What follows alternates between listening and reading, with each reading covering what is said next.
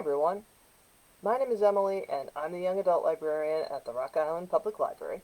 And it says live video is starting. I'm going to trust that, and yay, good. Okay. So, yes, since we're only 6 seconds in, I'll say it one more time. Hi, everyone. My name is Emily, and I'm the young adult librarian at the Rock Island Public Library.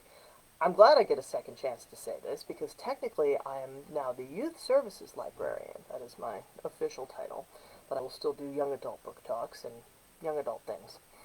And this week I have two books for you that are both available through the Hoopla app, and I think with each there may be e-audiobooks as well as e-book versions of these, so you can check out whichever format you prefer. And this first book is called Be Not Far From Me. And in this book, you will meet a young person named Ashley. And Ashley is just, about to be in her senior year of high school. Like, this is the summer before. And it's like end of the school year, though. What ends up happening is there's three parts to this book. And the first part, is pretty short. It's called Before I Was Lost. And so what you should know about Ashley, she has grown up in, the shadow of the Smokies, the Smoky Mountains. And she has always loved camping and hiking. She's just somebody who's gravitates toward the outdoors and enjoys doing things, just kind of out in the wilderness. And part of this comes from the fact it's just her and her dad. Her mom left when she was pretty young. And so some of this comes from a place of she wants to be self-reliant. She's had to be self-reliant in a lot of ways growing up. And she doesn't like a lot of people. She's somebody who can handle herself in a fight, potentially. And she used to play sports, but eventually, she still does, but not like team sports, because again, she got in trouble at one point for punching somebody. And eventually she got into running, because the whole idea with running is the only person you're competing against is yourself. And you keep going, and she's gotten a college scholarship for this. So, her plans for after high school are kind of set. But her boyfriend, he's not going to be going away. He doesn't really have the money for college. And these two, on this particular night, they're at this party, and there's other friends. And one of their friends actually brings, so Ashley's boyfriend is Duke, and a mutual friend brings Duke's ex-girlfriend to the party. And Ashley is not thrilled about this. These are juniors, almost seniors in high school, and except this older person, this slightly older woman, the ex-girlfriend. And, they're drinking, they're out in the woods, and they're going to camp. The idea is, we can do whatever we want. Nobody will, catch us or call the cops. And that's true. But in the middle of the night, Ashley, she has a few beers. She goes to bed because she's sick of hanging out with this group of people. Some of them are friends. Kavita and Meredith are the two good friends that she comes with. And, Kavita is more, I guess, laid back, I would say. Meredith is very much the sort of friend who, she's known in their class as being like, this is an attractive young lady. And she doesn't really like the woods. She and Ashley are kind of friends in spite of how different they are. Kavita, she's somebody who's like, I think they're both runners. So they have that in common. But with Meredith, it's like, we've grown up together, and this person knows sometimes me and my dad, he's picking up extra shifts at the factory, but we don't have a lot of money. And Meredith is a good friend in the sense that she'll just, share her lunch without making it embarrassing. Ashley knows, okay, I care about this person, but sometimes she ticks me off. So, all her friends, by the end of the evening, Ashley's ticked off. She's ticked off, and it's like, this is too many people, I'm sick of this, I'm just going to go to bed. But when she wakes up later that night, it's not Duke who climbs into their tent. Instead, it is one of the other girls. I think it's Stephanie. And again, it's like this person, she's been drinking a little, she just kind of, rolls over and goes to sleep. And Ashley thinks, oh, well, I gotta use the bathroom, I'm gonna get up. And she ends up, taking off her socks and shoes, because she knows she's a little tipsy still. And it's like, I don't want to pee on my socks, that's no fun, we're going home tomorrow, but I don't want to smell like pee. So, she relieves herself beside a tree. She still ends up, like, falling over a little because she's a little unsteady. But she's out there long enough. Like, all of this setup is important because Ashley is out there long enough to hear some sounds. Some sounds in the woods that maybe sound like a couple being amorous. And sure enough, it's Duke with his ex-girlfriend. They have hooked up. And Ashley feels terrible. I mean, she feels devastated because, again, she's somebody who, it's like she trusts herself and she trusts her dad and, like, two close friends. Like, with her mom gone, there's just not a lot of people in her life who she trusts. And Duke was one of those people, and now he's not. He's totally betrayed her trust by cheating on her. And they're both, like, really upset. Like, they both have this moment of, I mean, like, Ashley can see tears in his eyes, and she's thinking, if I hug him right now, like, if I go over to him, we're both crying, I'm going to forgive him. I'm going to be like, you know what? I care about you. You're important to me. Let's move past this. But she doesn't want that. Like, in the moment, she's very angry, understandably. And so she takes off. Ashley just takes off running. And it's the middle of the night, it's the woods, you know, they're on part of the Appalachian Trail, and it doesn't take very long for her to get badly lost. Now, of course, it's dark, so you might be thinking, well, yeah, you know, you can get lost in the woods, even if you're real good at outdoorsy stuff. Yeah, it's not that hard to get lost in the woods at night, and that's very true. And again, this is somebody who's been drinking that evening, but the problem here, the problem that Ashley realizes almost immediately, as she's just, like, charging up this hill, like, she kind of has, like, a hard sort of scrabble down into this, not like a ravine, but, you know, she, like, goes down a hillside, starts to go back up, and she knocks a rock loose, and it hits her foot. And it hurts really bad, because remember, she's not wearing shoes or socks. And it hurts bad, and even knowing, like, okay, I've been drinking, oh no, this is going to hurt way worse in the morning. But, I mean, she lays down, she goes to sleep, because she's abruptly exhausted. She's exhausted by this run through the woods, and when she wakes up in the morning, she has no idea where she is. So that's where we start part 2, which, again, is very, very early on in this book. And from then on, every chapter, like, there's not chapters in the sense, like, you can see from the start. Not a chapter in this first section. Instead, each, like, chapter is a day. Each of these, like, it's a day in the woods. And Ashley knows, upon waking up, she's sober at this point, and she realizes, oh, yikes, this might be really bad.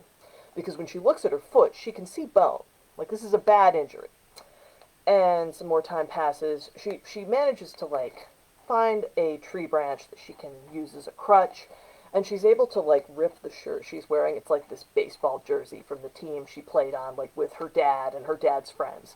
And so she's able to, like, get enough fabric where she can, like, kind of make a sling to hold her foot off the ground. So she's not, like, dragging it through the dirt. But still, she's not moving very fast. And she's thinking, okay, well, I know what direction to go. Like, I know where I'm going.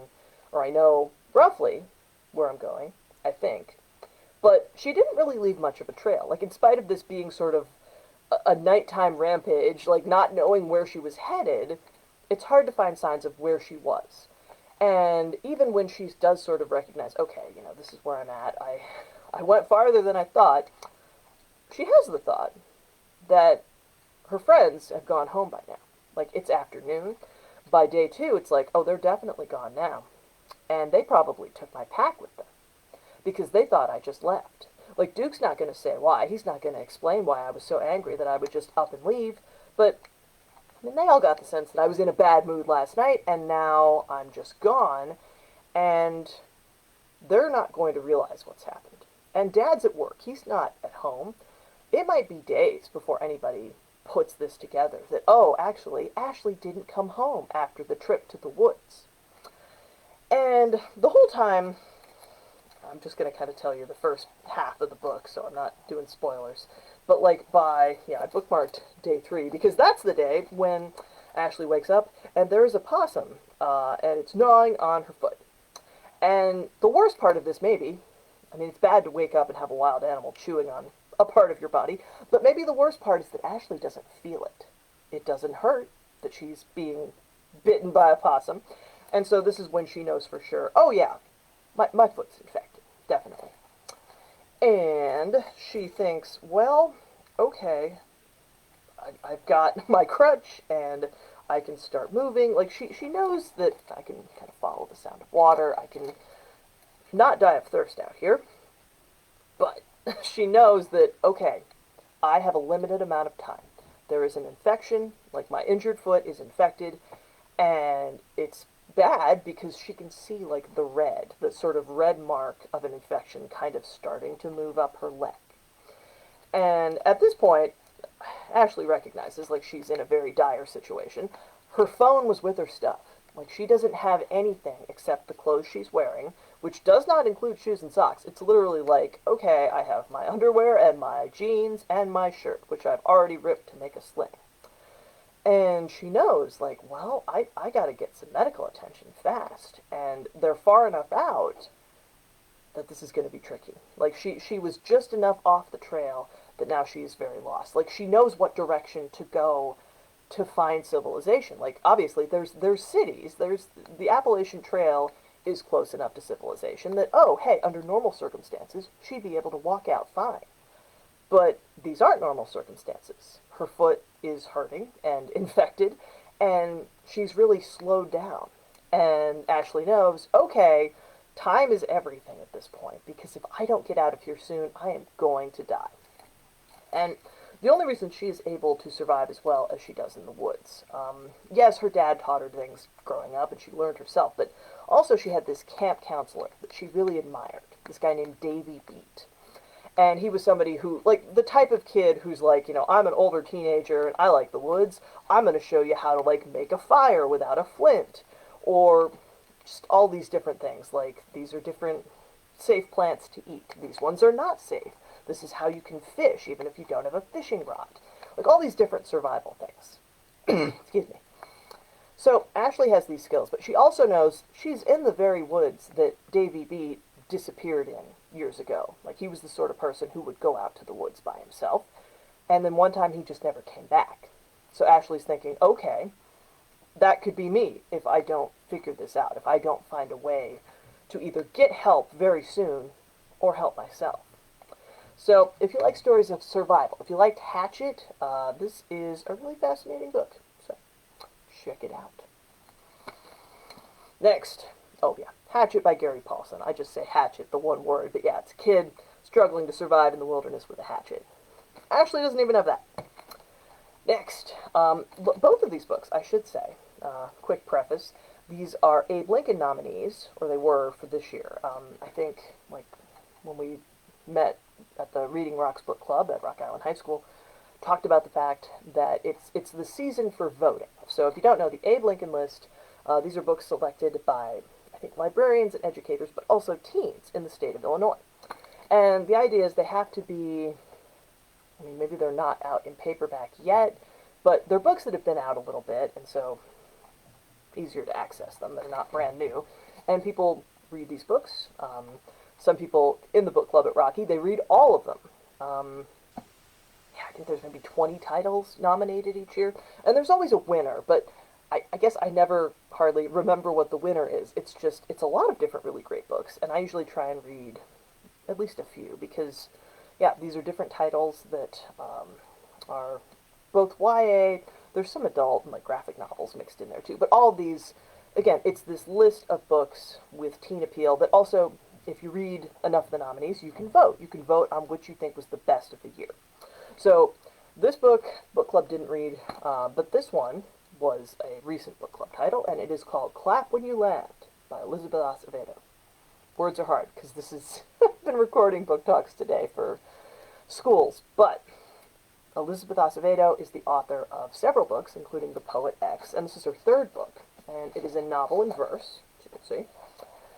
And I read this one in 2020. That's when it came out. So if you missed it, maybe that's why. Like, there's a lot of books from the last few years that I bring. I bring a mix of, like, new books and old books, and this book is, like, 4 years old, but obviously came out at a time when many of us were preoccupied.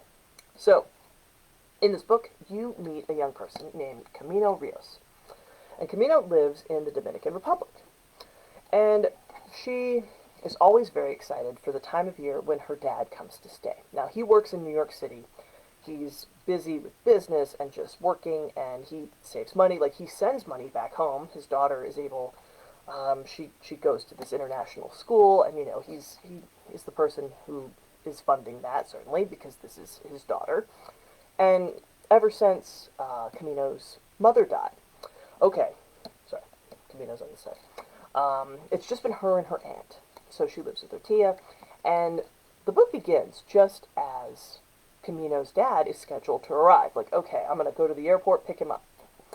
And she's looking forward to spending time with her dad. Again, it's always like the summer months, so she's off from school, and her dad is able to get enough time off. Like, he saves up time off so he can go and spend time with his daughter, because he's busy working the rest of the year. But when Camino gets to the airport, she learns, to her horror and dismay, that her father's plane has crashed. Now, at the same time, we're meeting Camino, and these two are going back and forth. Like, the book is divided, like, there's Camino parts, and then whenever, let's see, get to another part in the book, and what you'll find is another name is in bold, and that is Yahaira. So, there you go. There's a Yahaira section. And Yahaira lives in New York City with her parents, and it's almost the end of the school year, and one day she's at lunch when she gets a call from the office, like over the PA, and she goes down to the office, and she finds her mother there, crying, and Yahaira is horrified to learn that her father has died in a plane crash. So, what these two don't know at the start of this book is that they are half-sisters. Their dad is the same person. And the book is these two gradually learning about each other. Like, another thing that's sort of tracked, in addition to, like, who the narrator is at this time, is also, like, how many days has it been? How many days has it been since their father's death? And eventually, I forget who it is, I think it's maybe Yahaira finds Camino, and they begin to talk online, and they recognize, okay, we should probably meet. And for Yahaira, this is a simpler matter because as weeks pass, like days and weeks go by, eventually it's like later in the summer, and pretty quickly, like, the airline company does pay out sort of like lawsuit money to the families of those who, like, died in this plane crash. And so, I mean, Yahaira, she knows there's money, and she is able to, like, get online and get a plane ticket, and she leaves, and she knows her mom is going to be furious, but it's like, I have to know, is this person also, like, is this my dad's other daughter? And sure enough, yes, this is.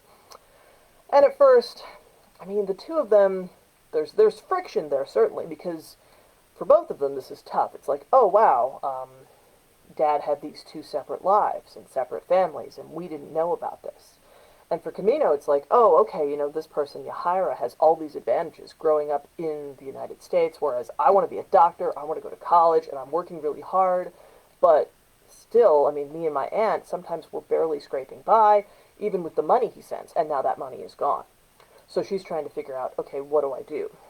And Yahaira's already thinking, like, well, obviously, like, I need to make sure Camino, like, she can finish her senior year. Like, this person is my half-sister, and like, they become friends. They come to care about each other. But I will say, they really don't meet until, yeah, like, it's, okay, maybe 52 days after. This is the point in the book where, like, they finally start to, yeah, the sections, there's no more divided sections, or there's no more, like, one narrator per section. Instead, it's just like, oh, yeah, this is, yeah, here we go. Like, they're finally together in sort of, like, the last quarter of the book. So, the story is these two, like, trying to figure out, okay, in spite of what our dad hid, in spite of his secrets, can we really be sisters? I mean, we are, obviously, biologically, but emotionally, in terms of having a relationship and being there for each other, we both want this, and we are going to learn to navigate this, but how do we do that? Because, again, it's a big sort of reveal to find, oh, this person was always in the world, and I just didn't know it, because Dad never told us about the other. So, if you like realistic fiction, if you like stories of, I mean, this is a family where, like, both sides eventually come together, and you're by the end, really glad that, oh, yeah, these two, they met, and they are able to be in each other's lives, and this is a positive thing. It's just, like, for a lot of the book, when they're separate, they're wondering about this other person. Like, who is this? And I can't believe I've gone my whole life so far not knowing I had a sister. But also, I mean, I guess Camino's aunt and Yahaira's mom, they sort of, like, both of them recognize, like, hey, this isn't something, like, our daughters, they're going to make their own choices, they're almost adults, and if they want to, like, know each other, hey, that's, yeah, they have every right to do that, we're going to figure this out, too. So, check this out, you can listen to it, I believe, I'm going to guess the author reads, I think she's one of the readers, that's the thing, I don't think she reads both sections, but I think she is either Yahaira or Camino. Like, there's maybe two narrators on this one.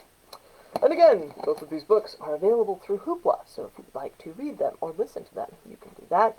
Although it is afternoon, so at this point we may have hit our checkout limit for the day, and there might not be any more Hoopla borrows until after midnight tonight.